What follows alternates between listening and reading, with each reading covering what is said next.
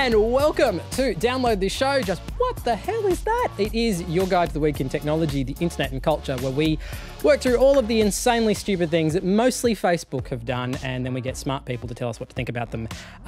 We are actually talking about Facebook. Facebook Messenger has gotten a lot of people very riled up this week. We're going to talk about why also a device that claims you can turn any flat surface into a touch screen and throw out your business cards, because apparently now you can put a USB key on your business card. Is that the dumbest idea ever? I don't know. Let's find out with our guests. We have from CNET Australia, Claire Riley, news editor, and we have senior editor for CNET Australia, Nick Healy. Welcome back, both of you. Thank you. All right, let's start with Facebook Messenger. Now, Facebook Messenger is an interesting history. It's actually been around since 2011, but very recently they said that if you wanted to use Facebook Messenger, you would actually have to download this app, and that sent people off into a tailspin. Lots of privacy advocates saying that it's demanding too many permissions. It requires access to your microphone, to change your network connectivity. So let's break it down for me.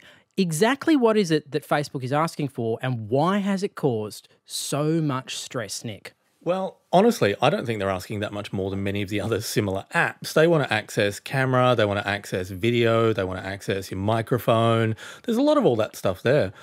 So does nearly everything else. So does WhatsApp, which Facebook owns. So do so many other applications. The trick is, and I think Android kind of say it, we might ask for these permissions. It doesn't mean it's happening. It just could happen. So if you need to take a photo to send, that needs to be a camera permission.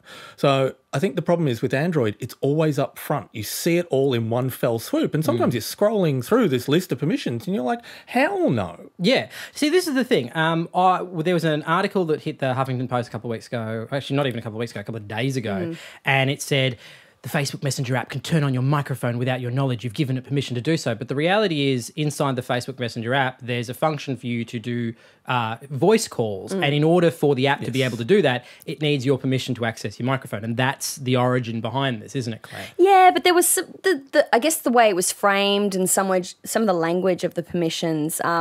When you read something saying make a phone call or send an SMS without your knowledge or prior approval, aside from this ticking off of the terms of service, I think people naturally freak out about that. And I think you're right, Nick, about Android putting everything up front and saying this is the permission that we're going to ask for as a sort of allowing us a full suite of actions, but we're probably not going to be using them all in the really futuristic, stealing your digital soul kind of way.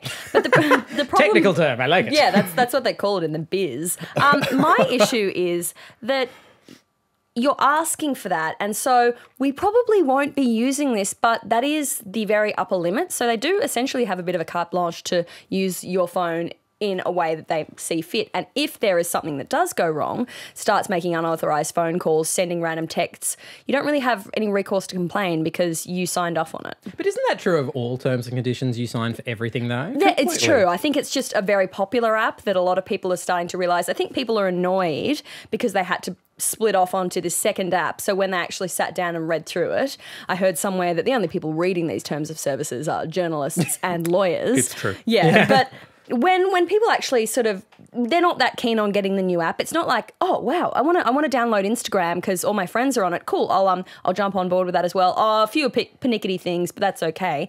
They were already being split off from something that they wanted to use, and then they're being asked to do a whole bunch of things extra to that. I think that's why people are annoyed. I think you're right, because if you actually look at the actual Facebook app, back in March there was a small bit of a buzz in the fact that in the terms and conditions, it wants permission and gets permission to change your wallpaper without ever asking you. Yeah. Why would they? Because unicorns, Mark. Because unicorns. Actually, the thought was last even time you came more- on the show, all you talked about was emoji for 20 minutes. More terrifyingly, the thought was advertising, that you might suddenly have an ad as your wallpaper. And the tiniest amount of people cared about that back in March. No one else cared. I think it's only because, I think Claire's right, because you've been forced to split, something you were already doing anyway and you were fine with that, and also in the wake of Facebook's wonderful We Socially Experiment on your feed. That has been the worst PR thing that's happened to them They haven't in cared. history. That's what cracks me up. You reckon they don't, though? Do you reckon I reckon they know people keep using them. What else are you going to do? Go back to MySpace? They care about the PR disaster. They don't care about the original incursions onto, boom. morals and ethics. Okay, so here's my thing with this. The permissions that they're asking for with the Facebook app Are they actually any different to the permissions that they ask for in the standard Facebook app or the Facebook camera app or any of the other things like that? Are they actually that different, or are they essentially all the same? I get the sense they're a little broader, but predominantly you're looking at the same. Now, according to Facebook, they have more latitude on iOS over what permissions are required. But if it's the app doing the same thing, like, I don't get, either that means that iOS says you don't have to ask for permission, or it means that it's a wildly different app on iOS to Android. So that doesn't sound like this gel with me. This is another really interesting thing with this, which is that a lot of the hand-wringing around this has come up around the Android app. And I would suggest that perhaps the apps aren't different at all, but it's actually the things you have to ask for permission for from a user on the Android platform are different to iOS. So in that sense, could Facebook make the argument that it's actually the phone manufacturers at fault here? They're trying to make that argument. It's a weak argument, though, because you're creating the app and you are using the platform. But I think you need to be aware you're a company that's all about people and social interaction. You need to be aware that if you're asking for these things, you might blame Android, you might blame Google or Apple, but you need to be aware that you're creating the app on the platform and you can be like, well, we need to get all these permissions because that's how it works in this world. Ultimately, you're the ones that have to deal with the brunt of the backlash from the consumers. Exactly. I mean, the subtext on that is like, hey, we have to ask for permission. We'd prefer never to ask for permission and just do it. Yeah. Which is not a great look. It's not a great argument. We're just talking about terms of service, though, before. While talking about all this stuff, I did find a little statistic that amused the hell out of me. If you were going to read every terms and conditions for everything you signed up for app-wise, 250 hours a year for the average person. Absolutely. Oh, my God. It's ridiculous. I mean, I don't know if you guys remember a couple of years ago, GameStation, a UK retailer, put in their EULA, their end-user license agreement, basically the name for the EULA, the name for the terms of service that you sign off on. They put in there, you agree to let us access your email address, you agree to give us your immortal soul. They got about 7,500 immortal souls because people were like, yeah, I'll just click, I want to go to GameStation. I'm fascinated by your kind of impression of people that work in development. Do they all have, like, broadly speaking, kind of speech deficiency issues that they've never dealt with? Okay, those are the people that are just blindly clicking away. That's their voice. The developers, they kind of put it in as a way of emphasizing that people don't read these terms and conditions, and it's smartphones are so ubiquitous. They carry so much of our identity now, our digital identity, using them as a payment device, using them as a contact storage device. Really, we have to sort of question how much we're willing to give over for convenience. And I don't know in the Messenger case that the convenience factor is enough for me to sign off on my privacy. This has got to be the most... Oh, no, you go. No, I was just going to say, like, someone said to me a long time ago that privacy is the currency we spend for conveniency. We give it up in return for an easier ride. Messenger ain't good enough for me to keep giving up that level of privacy. Claire's absolutely on the money for that. And the other thing is, you actually, there's been a couple of articles written about how if you really wanted to, you don't actually have to download the Messenger app. There are other ways of messaging people on Facebook as well. Yeah, you can use it. I mean, you can basically, the simple solution is go into your browser on your smartphone, log on to Facebook through the browser rather than a standalone app, and do your messaging in there because you'll still be able to message. I think that's the thing. There's so many people annoyed. I mean, as a personal experience, I got a message from someone. It needed to be a private message. It's from someone I don't have contact details for otherwise. We're Facebook friends. We talk about various things. I couldn't actually read the message without downloading this app. A lot of people, I think, reading some of the reviews, having similar situations. So you're actually blocked from accessing your own communications. And people, I think, realize, oh, wow, Facebook does own this communication and this link. And really, it should be a person-to-person link between myself and Mark or myself and Nick. But that communication is owned by someone else, and suddenly, it becomes very real that I have to do what you tell me to do. You are listening to Download This Show, arguably the most animated conversation you will ever hear about terms of service anywhere in the world. Has it changed your opinion on Facebook Messenger? I know a lot of people really hated the idea of Facebook Messenger being a separate app. Has it changed your opinions? Let us know on Twitter. The hashtag is Download This Show. Now, the part of this movement of taking Facebook Messenger and splitting it out is actually part of a broader trend, which is called unbundling. It's actually got a couple of terms, but we've obviously seen Facebook really lead the way with it, with their Messenger, their paper apps, their camera apps are all kind of separate. Google as well. You've got Google Docs. Example people know, and they've dealt with Gmail, they've dealt with Google Docs and Drive. But it seems to be spreading. Like, everyone from Foursquare, Instagram, if you've logged onto Instagram in the last couple of days, you'll note there's a big thing at the top saying, go launch this separate app. Why is it that there's this trend for people to separate out apps, to become a family of apps, rather than just have like one mothership app that you deal with? I would say let's play the polite side of it. Let's say that for these people, rather than get a jack of all trades, the Swiss Army knife of apps that does everything a little bit but not necessarily overly well, it lets them concentrate on one app that does the thing it's supposed to do very well. I'd say more likely it's about monetization. Yeah, my answer is some people are just jerks. Yeah. Right. So, okay, unpack the jerkiness for me. What element of it is the most jerky? Okay, I think the idea is that when you have an app, you're creating a standalone little tile that you can access from your smartphone home screen so that you don't have to go through the full browser experience, typing in your password in the little screen box. It's all about user experience, but what I think these app developers and these huge companies are forgetting about is that user experience. So they're trying to monetize our information. They're trying to think, how can we get more tentacles into your digital life? I originally thought of that as digital brain, but then tentacles in a brain just really wasn't an appealing image. But hey, there, I said it anyway because I don't have any verbal block. So they're trying to get more tentacles into your digital life, but they're not really remembering that it's all about user experience. So if I'm on my Facebook wall, I get a cool personal little wall post and I think, should respond to that, but I'm going to drop them my address, so I won't do that on the public wall. I'll just message them. I have to get out of that app, go into another app, find their details, message them in there. So the user experience is greatly diminished, and they're not really thinking consumer first, I don't think, by kind of splitting off all these apps. Just to play jerk advocate for a second, as is my role, is it not slightly easier to just start at your home screen and press an app rather than have to go through a mothership app and then press another button, another button, another button to get to a specific function? Is there not some argument that from a user standpoint, it's easier to go straight from the home screen to an app? App bloat. Seriously, how many apps do you have? Like, if I go looking for an app now, it's not about what's on my home screen. I have to get in and alphabetize them, search for them. I've got so many bloody folders on my Android, it's ridiculous. And aside from that, they do drain your battery. Each of these apps is phoning home, so that's data usage, that's battery drain, it's storage on your phone. You might think it's infinite, but it does have a finish point, and I think you don't need several apps. As we said earlier, the user experience isn't that much more improved by getting the Messenger app. You don't need to send me to 7 different apps, Facebook. Basically, your service is simple. Yeah, we all buy into it. We kind of love it. We know it's a little bit evil. But your service is simple. You have to do one job, and you're doing it pretty well with a single app. I don't think you need to split us off into different directions. I just had that moment of looking down at my phone going, God, I have a lot of apps I want to delete. Why do I need clout? That can just go.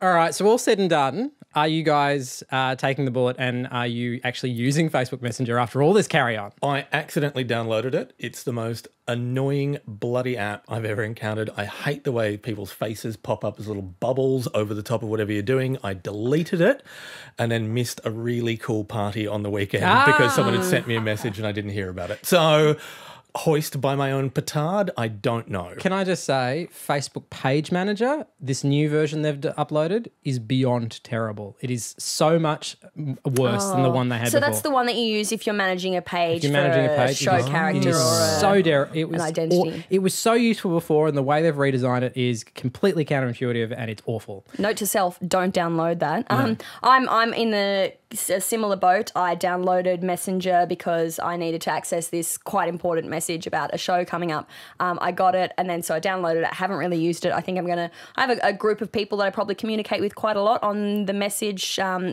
platform, but I think I'm probably just going to say to them, guys, delete this, let's just communicate via email. That thing that we use to communicate with each other in group messaging. Oh, we've had it for a while. There's so many bloody options. That's what gets me. And like, I use WhatsApp because sometimes from overseas it's convenient. Facebook already own that. They've already got me on a messenger app. Tentacles. And also iMessage, Apple's actual iMessage as well is, now that you can do it on a desktop and on a phone and on a tablet and it's kind of consistent across. It's also kind of replicated some of the reasons why you might have gone to Facebook Messenger. But look, messaging has become a very hotly contested space, and I think in a year's time it's going to look completely different anyway. Yeah. Now, what if you could use all of the apps on your phone, not on your phone, but on any flat surface? Well, there is this new device called TouchPico that at the moment is halfway between a projector and an infrared reader, which basically turns any flat surface you have into a potential touch screen. It's starting to get a lot of attention online.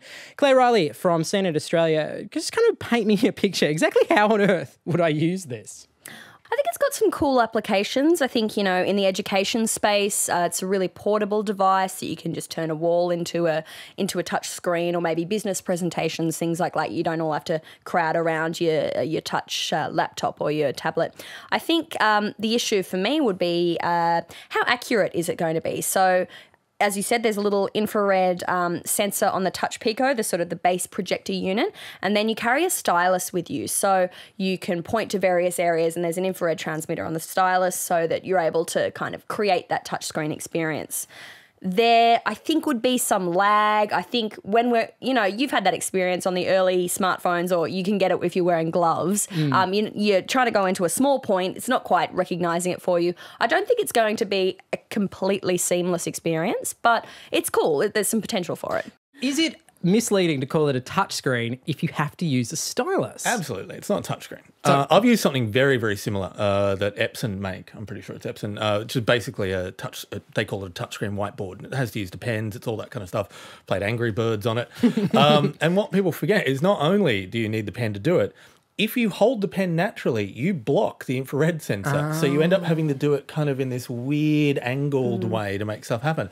And then because it's a projector, to write normally or to use the screen the way you would or to demonstrate stuff, you are blocking the projection.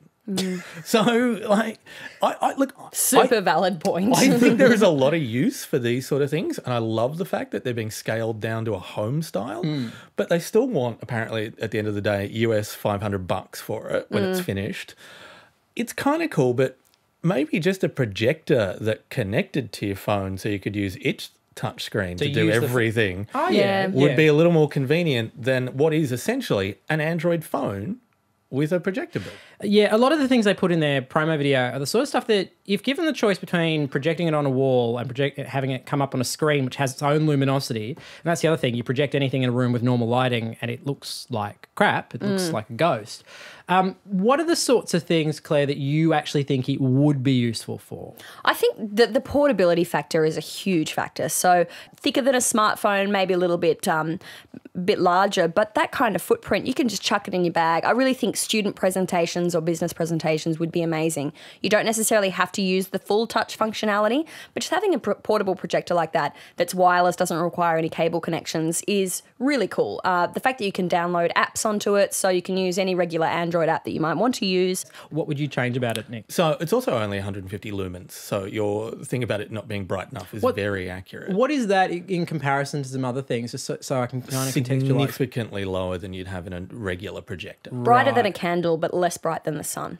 Just to put it on that spectrum for you. Pretty much. Yeah. You're fired. But I don't like the stylus. I'm sorry, I really don't. So, I think when in the world of Leap Motion and Connect, when someone brings something like that out that is also a Connect device, so you are actually just waving your arms around and having it all work as a touchscreen that way, yeah, I'm really into that idea. Well, that's a very, very good point because for those of you who haven't used a Connect, it's basically, it's an infrared scanner, but you don't actually have to hold anything. It just measures your body. And that's a very advanced bit of technology. It's been a lot of years in development. Connect, too, is offensively good at measuring your body. It can tell what weight you've put on a particular leg or part of the body. It gets an idea of how excited you are from your respiration or where your heat signature's coming into your face or your chest. Wow, you nailed it. So good. You nailed it with offensive then, didn't you? Wow. I cannot wait till it can finally tell how many people are watching an ad and target those ads to the What do you various mean? people. The system of using diaries to record what you're watching every night, that's a perfectly valid system. No, it's great, yeah. Yeah, I think the TouchPico is probably a little bit slow off the mark because there are devices that are providing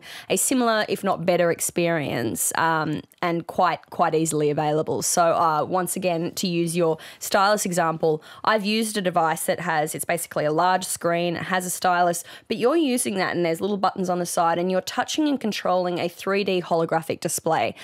Great for, say, a surgeon that wants to rotate a 3D image of the heart and work out where they're going to operate, things like that. There's some amazing technologies out there. This is probably, it would have been cool maybe a couple of years ago, but I think when there are other devices and options out there and solutions, I don't think this is quite up to scratch for what early adopters might want.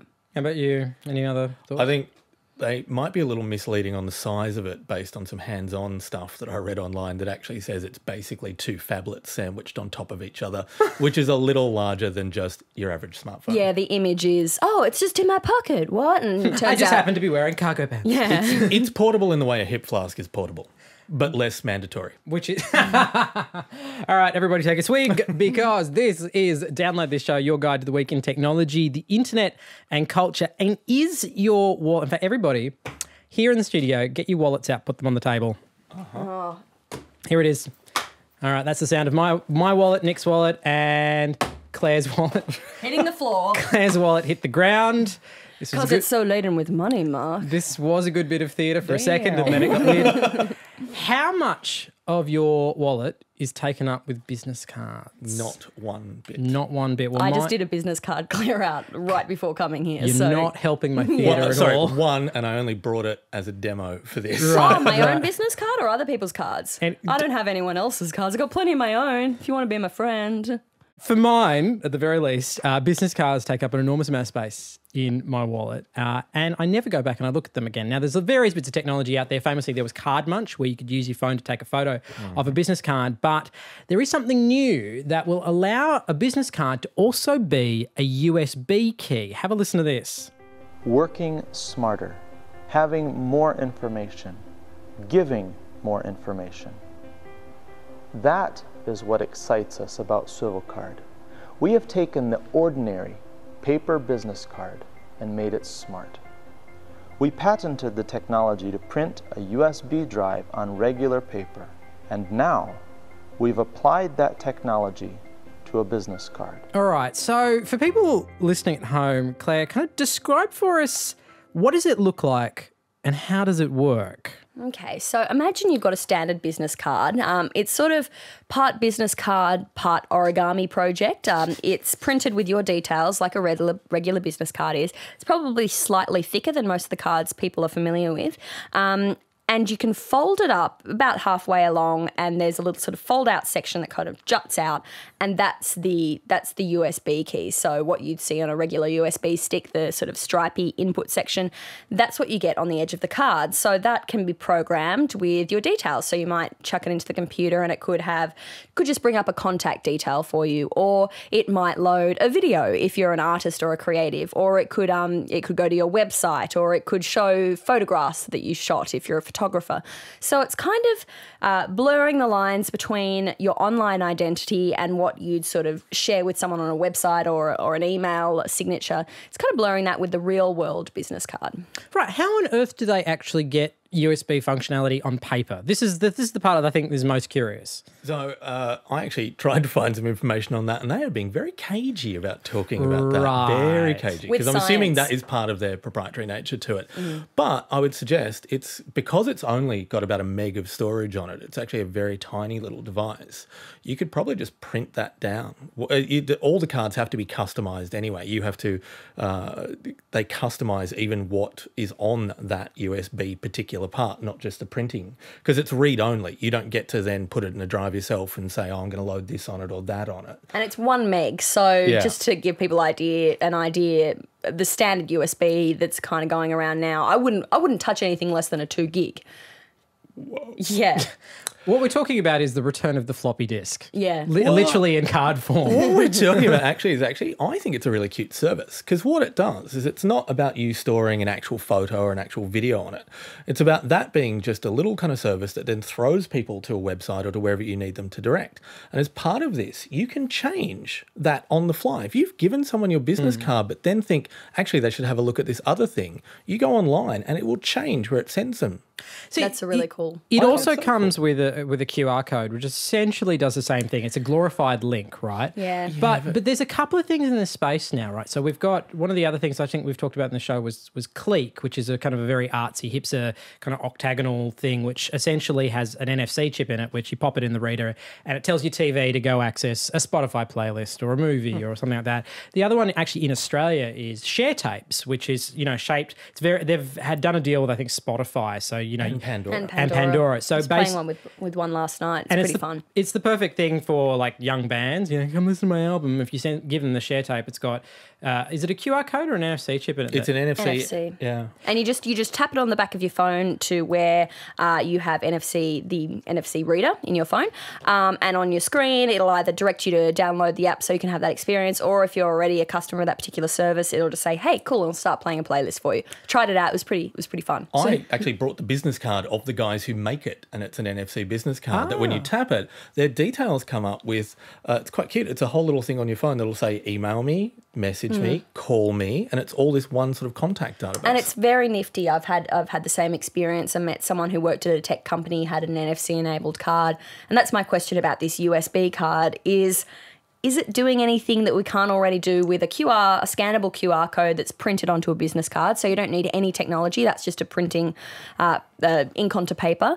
Or, you know, is it being filled by the NFC chip inside the card? But who scans QR codes? Like, you have to go, you have to open your QR reader, you have to do this, you have to do that. Everybody, it doesn't do it. It's terrible. All of these different services are using QR code as a backup, right? But my thing with this is that share tapes you can use on a mobile phone.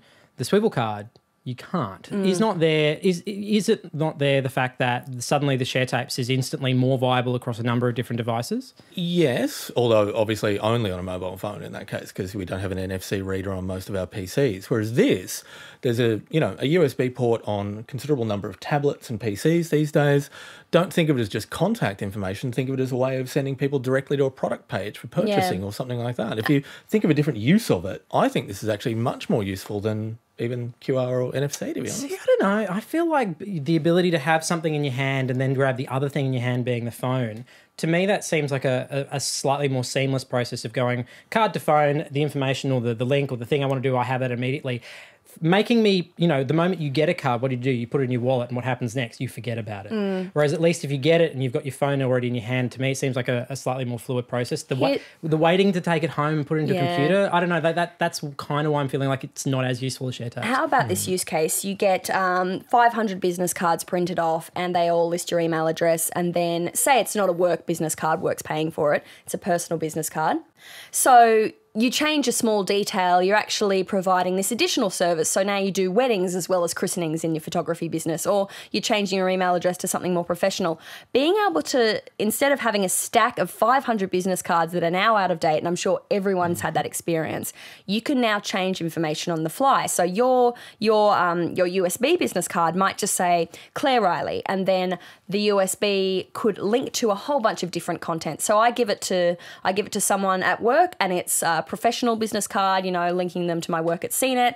I give it to a creative contact, and it might be, here's a list of productions I'm working on. So you can direct people in different directions, and you can change the information on the fly. So as Nick mentioned earlier, if you want to tell someone, I don't want to direct you there anymore, or I want to update that, or I've already given you the business card and I want to send you somewhere else now, you've got it in your pocket, but I can go into the back-end system and I can change where it's sending you, even though I've already given you the card. One of the other things that they mentioned in the video, in their promo video, because they're currently crowdfunding, is the ability to tell somebody who has handed out a card to 50, 100 people, is to tell them later on, give them insights as to where their cards are. Is that not the creepiest thing you've ever heard? Well, it's not where the cards are. It's not GPS tracking them. It's just working out who's actually accessed your contact details, or who's had a look at your christening promo page, because apparently it's a photographer now. Yeah. You know what? That's probably the sort of person who this is most useful for. The creatives, useful I think, would have a lot of Yeah. use out of this. If you're talking about the creepiest thing I've ever heard about business cards, I just direct you to read American Psycho, and then we can have the conversation again. I don't think it's sort of, whereas your business card allow remote detonation and kill the person I gave the business card to. I don't think the analytics are quite up to that stage yet. But you could fling one like a throwing But star. you give one to Mark Zuckerberg, and who knows where you're going to end up. yeah. But this reminds me of something I got. It had a brief popularity in the 90s, the late 90s. Please say Pokemon. Please say Pokemon. Well, that's not brief. This was actually a business card that was a CD. So you would put it in the CD tray, and it would spin up and load, your resume or your, I don't know, what did we do back then? I think we still called it multimedia on your CD-ROM.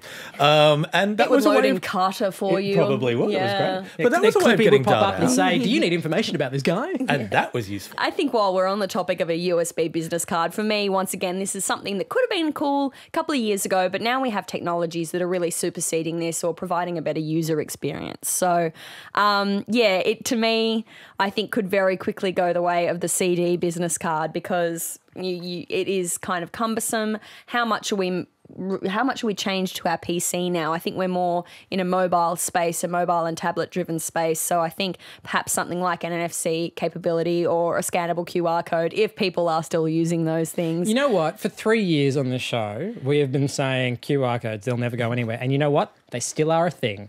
I'm actually going to, I'm going to quit making fun of QR codes because it seems like somebody somewhere is using them. They're the little grids that could. I don't do anything with them. I just know that people keep putting them on things. So either there is like a vast Illuminati-esque conspiracy to keep making QR codes a thing, or somebody out there is using it. You're in the pockets of big QR, aren't you? Pockets of big QR, exactly.